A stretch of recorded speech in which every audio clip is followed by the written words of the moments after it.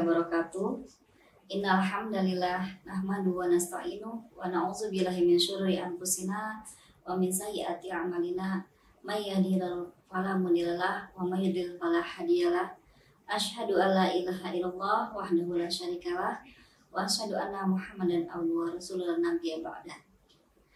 Pertama-tama marilah kita panjatkan puji syukur kehadirat Allah Subhanahu wa taala yang dengan nikmatnya hari ini kita bisa bertemu dalam keadaan sehat, dalam keadaan yang iman dan Islam, serta sholawat dan salam semoga selalu tercurah kepada junjungan kita Nabi Muhammad SAW beserta keluarga dan sahabatnya, serta pengikut-pengikutnya, dan semoga kita termasuk ke dalam golongan orang-orang yang mendapatkan syafaat beliau kelak di yaumil akhir.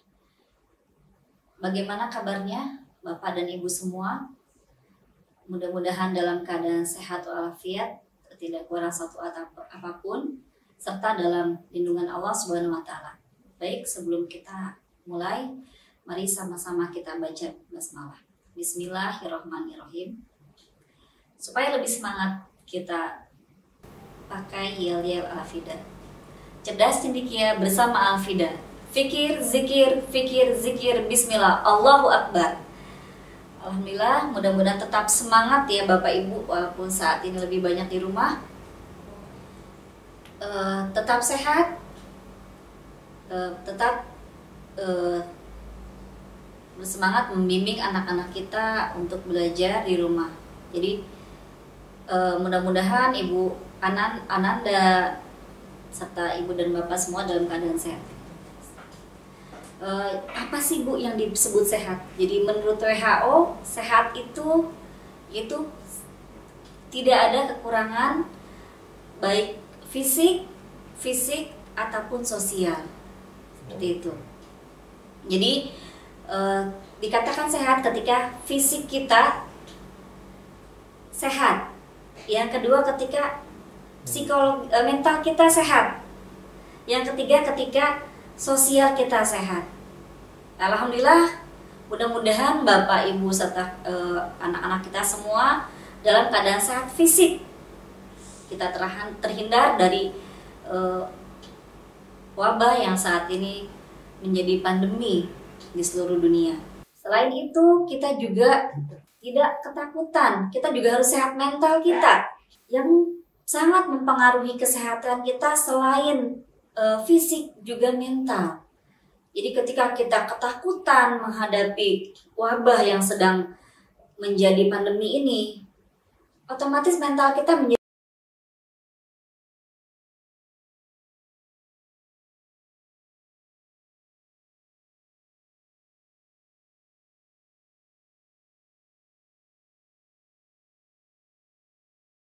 dalam masa-masa seperti ini sangat diperlukan bagi kita untuk sehat mental, terutama bagaimana caranya dengan cara meningkatkan iman dan imun, ya. Meningkatkan iman dengan semakin mendekatkan diri kita kepada Allah, sadar bahwa Allah tidak menurunkan suatu azab kecuali karena dosa-dosa kita, dosa-dosa umat manusia. Kita banyak beristighfar, kita minta ampun, semoga dengan kita mendekatkan diri, kita minta ampun kepada Allah, Allah akan mengangkat wabah ini dari muka bumi ini. Selain iman, kita juga perlu meningkatkan imun, karena yang diserang itu daya tahan tubuh. Jadi virus itu menyerang orang-orang yang dengan daya tahan tubuh lemah. Seperti yang kita tahu, kita banyak baca di berita, kita banyak dengar bahwa ada orang yang terkena tanpa gejala, OTG, orang tanpa gejala. Dia imunnya sehat, jadi fisiknya sehat. Karena imun dia kuat, dia tidak terpengaruh dengan virus itu, tapi juga bisa menjadi pembawa bagi orang-orang di sekitarnya. Jadi kita tetap ikuti anjuran pemerintah, gunakan masker, jaga jarak atau social distancing minimal 1 meter ya ketika memang kita perlu ada aktivitas. Jadi ada beberapa cara untuk meningkatkan iman kita ya. Selain imun, kita bahas dulu cara-cara meningkatkan iman. Yang kedua, di masa saat ini kita perlu meningkatkan imun. Alhamdulillah sudah sudah banyak dibahas juga ya Bu. Saat ini banyak ternyata dokter-dokter pun menyarankan kembali ke alam. Jadi karena pada saat ini vaksin corona sedang dicari formulanya, jadi sangat disarankan kita pertama yang sangat kita harus tingkatkan yaitu daya tahan tubuh. Karena sebetulnya yang diserang virus itu yang daya tahan tubuhnya lemah. Kita tidak usah panik dan tidak juga santai. Jadi kita tetap fokus meningkatkan daya tahan tubuh kita atau imunitas tubuh kita. Jadi ketika imunitas tubuh kita kuat, insya Allah virus tidak akan gampang menyerang. Jadi beberapa penelitian dari Universitas Terbuka, dari UI, dari IPB menemukan bahwa bahan-bahan alam yang ada di Indonesia ini kaya dengan bahan-bahan yang dapat meningkatkan imunitas tubuh, diantaranya dari jenis kurkuma. Kurkuma itu ada keluarganya, kurkuma itu ada kunyit, ada jahe, ada temulawak di situ. Terus ada juga sambiloto. Alhamdulillah negara kita negara yang sangat kaya dengan herba-herba itu. Jadi dan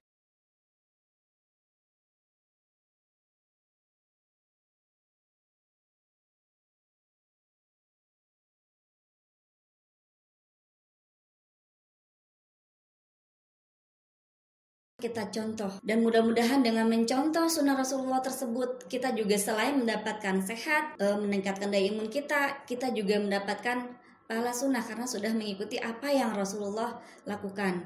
Yang pertama, herba-herba sunnahnya yaitu haba sauda.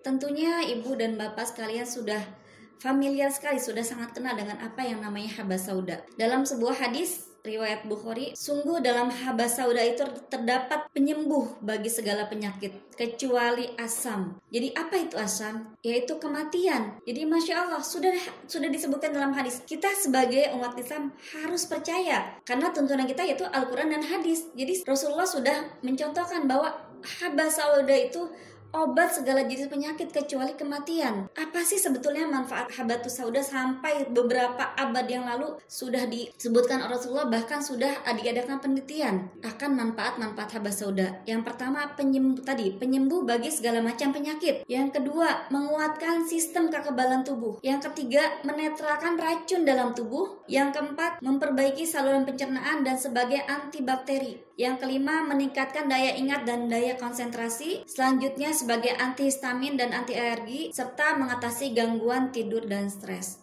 Masya Allah, ternyata luar biasa. Allah takkan sebuah pohon yang dengannya luar biasa manfaatnya. Jadi kalau kita mau kembali kepada sunnah, Masya Allah kita amalkan, kita ikuti sunnah Rasulullah untuk rutin mengkonsumsi haba sauda. Yang kedua, herba sunnah yang biasa Rasulullah konsumsi yaitu madu. Mungkin sangat banyak sekali jenis-jenis madu saat ini. Disarankan kita mencari yang madu yang murni. Jadi dalam Quran surat An-Nahl ayat 69, dari perut lebah itu keluar cairan dengan berbagai warna. Di dalamnya terdapat kesembuhan bagi manusia. Jadi apa kita masih ragu dengan ayat Al-Quran bahwa madu itu kesembuhan bagi semua manusia? Jadi selain tadi kita meningkatkan imun, kita juga meningkatkan keyakinan bahwa ini obat yang Allah berikan kepada kita. Ada beberapa cara yang kita untuk mengkonsumsi madu. Jadi yang Rasulullah anjurkan untuk mengkonsumsi madu yang paling baik yaitu saat bangun tidur. Jadi ketika kita disarankan secara kesehatan kita minum 1 gelas air hangat ketika bangun tidur untuk melancarkan pencernaan kita. Selanjutnya mungkin saat ini karena kita sedang berpuasa, kita bisa mengkonsumsi setelah bangun tidur sebelum sahur kita konsumsi 1 gelas air hangat. Selanjutnya dilanjutkan dengan mengulum madu. Ya, Bapak Ibu mungkin ini belum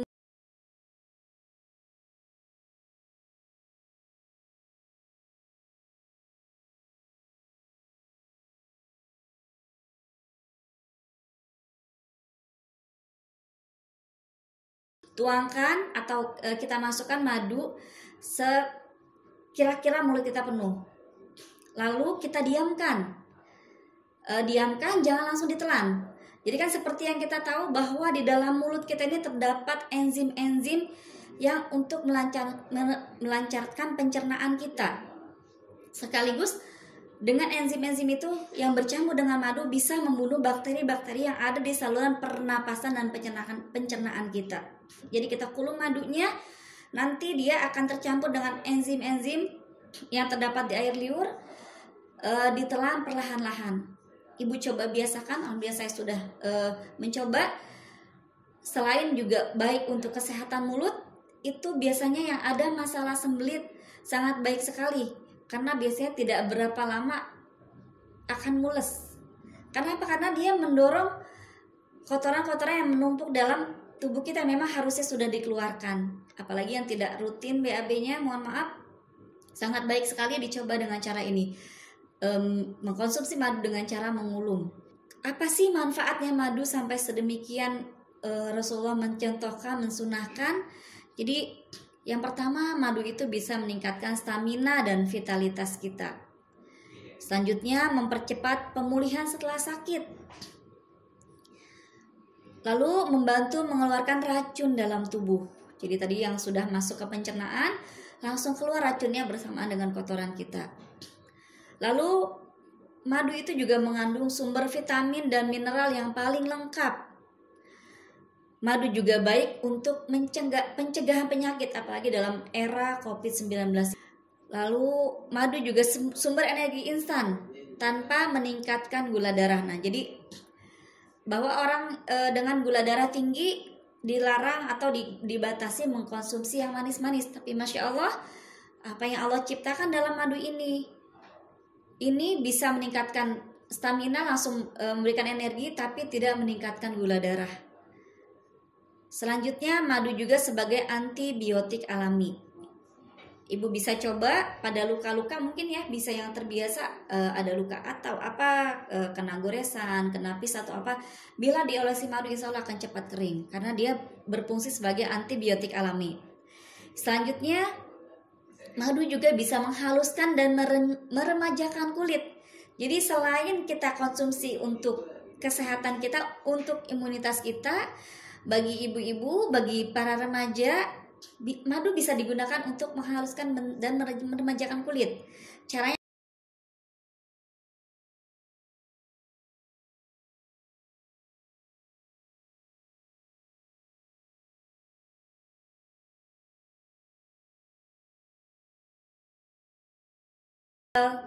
sekarang kita bisa ganti dengan apa? Dengan madu ini. Kita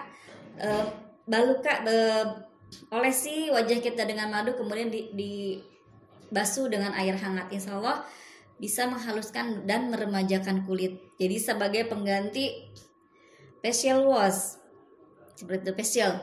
Selanjutnya, madu juga bisa jadi pengganti sirup dan gula dan MSG. Jadi bisa kita coba, kita kurangi, karena memang virus ini juga sangat suka-suka dengan yang manis ya. Kita kurangi, kita ganti coba dengan madu. Dan madu juga tadi sangat berkhasiat untuk kesehatan mulut. Jadi seperti yang kita tahu bahwa virus COVID-19 ini masuk melalui organ pencernaan, organ pernapasan dan pernapasan kita. Bisa dari mulut, dari hidung, dari anggota yang terbuka di wajah kita. Jadi Masya Allah, dengan membiasakan minum madu, insya Allah kita kuatkan imun, kita juga menguatkan iman dan sunnah menjalani apa yang Rasulullah contohkan. Yang selanjutnya, yang biasa Rasulullah konsumsi yaitu susu kambing. Mungkin masih awam atau masih kurang familiar susu kambing bagi sebagian besar kita. Padahal Rasulullah mencontohkan susu kambing, bukan susu sapi. Jadi susu kambing itu sangat dianjurkan bagi kita. Kenapa? Karena susu kambing itu tinggi alkalin atau basa dia sifatnya. Berbeda dengan susu sapi yang sifatnya asam. Jadi ketika dia basa, apalagi kita dengar juga bahwa tadi salah satu untuk mencegah virus COVID-19 masuk ke tubuh kita, kita perlu meningkatkan pH kita. Meningkatkan pH artinya mengkonsumsi yang bersifat basa. Nah, salah satunya ini susu kambing. Jadi insya Allah selain pencernaan kita sehat, juga meningkatkan kadar basa dalam tubuh kita. Karena manfaat susu kambing diantaranya mempunyai sifat antiseptik alami yang dapat menekan pembiakan bakteri dalam tubuh. Karena fluorin yang terkandung dalam susu kambing kadarnya 10 kali lebih besar dari susu sapi.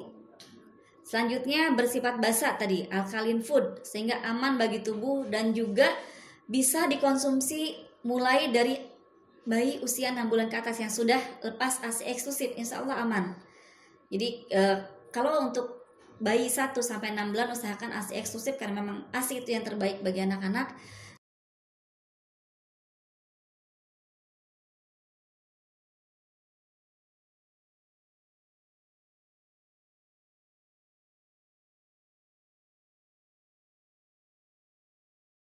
Insya Allah sangat aman bagi pencernaan, tidak menyebabkan diare. Selanjutnya susu kambing juga proteinnya lembut tadi ya, tidak laktasenya juga ringan, tidak menyebabkan diare. Selanjutnya sebagai terapi bagi penyembuhan asma, TBC, dan infeksi paru. Jadi kita tahu ya, saat ini kan bakteri COVID itu yang menyerang saluran pernafasan. Gejalanya katanya hampir sama seperti asma, ada yang bilang seperti itu. Sesak napas akut mungkin ya. Jadi Masya Allah dengan susu kambing ini bisa juga mengurangi dan bisa menjaga kita dari virus COVID ini. Selanjutnya ada lagi yang herba yang bisa kita konsumsi, yaitu rosella. Jadi seperti yang kita tahu tadi ada kurkuma, ada madu, ada susu kambing, ada habas sauda, ada juga rosella. Jadi beberapa peneliti mengungkapkan bahwa vitamin C sangat baik untuk menjaga atau meningkatkan daya tahan tubuh kita. Nah, di dalam rosella ini vitamin C-nya 3 kali lipat dari anggur hitam, 9 kali lipat dari jeruk sitrus, dan 10 kali lipat dari buah belimbing, serta 2,5 kali lipat dari buah jambu biji yang disarankan oleh para peneliti. Selanjutnya dalam rosella mengandung vitamin A, B1, B2, dan B3 serta kalsium dan zat besi. Mengatasi infeksi dan peradangan, mengurangi rasa cemas dan depresi. Ini pasti banyak dialami oleh kita semua. Jangankan lagi bagi yang memang yang sudah positif, yang ODP dan PDP, dan bahkan kita pun mungkin ada rasa cemas, ada depresi itu ada ya. Jadi Masya Allah dengan rosella ini juga bisa mengurangi rasa cemas dan depresi. Selanjutnya menjaga kesehatan organ hati serta menurunkan tekanan darah. Masya Allah, apa yang sudah Allah tumbuhkan, apa yang sudah Allah ciptakan bagi kita, kita manfaatkan dengan sebaik-baiknya. Jadi ada yang dinamakan ayat kauliyah, ada yang dinamakan ayat kauniyah. Jadi kalau herba-herba ini termasuk watoniyah. Jadi apa yang Allah berikan kepada kita di sekeliling kita yang kita manfaatkan untuk kesehatan kita, untuk kita konsumsi, baik untuk makanan ataupun untuk kesehatan kita. Kembali lagi, apa yang Allah uji pada saat ini semata-mata hanya untuk meningkatkan keimanan kita.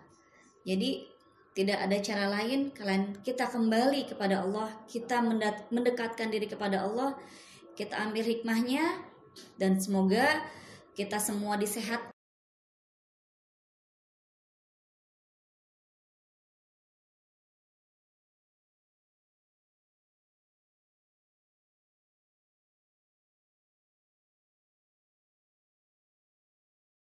Dan juga semakin menambah keimanan kita dengan adanya ujian berupa wabah COVID ini.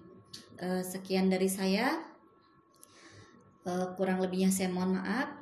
Semoga Allah melindungi kita dari semua wabah ini. Wabillahi taufiq wa hidayah. Wassalamualaikum warahmatullahi wabarakatuh.